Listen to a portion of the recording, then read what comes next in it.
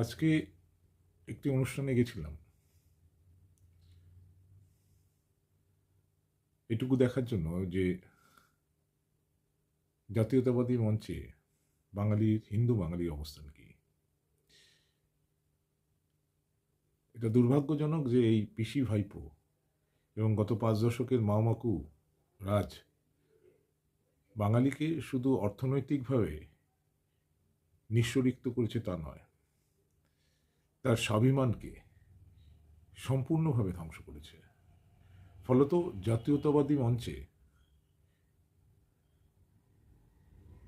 যাদের কোনো যোগ্যতা নেই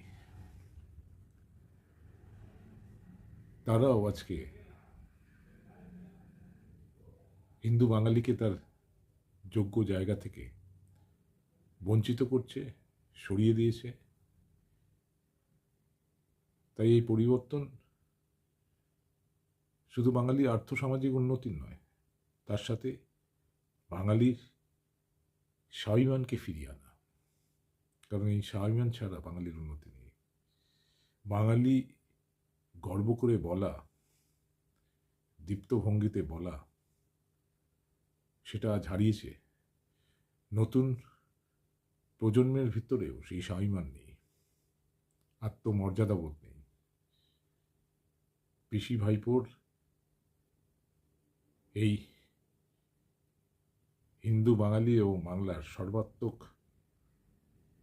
ধ্বংস থেকে বাঁচতে হলে পরিবর্তন দরকার। বাঙালি বিরোধী যারা, তারা চায় না পরিবর্তন হোক। বাঙালি তার আত্মমর্যাদা ফিরে পাক, স্বমহিমায় ফিরে আসুক, তার সাথে তাদের আর্থসামাজিক উন্নতি হোক, মানে টোটাল এম্পাওয়ারমেন্ট। একটু ভেবে দেখবেন।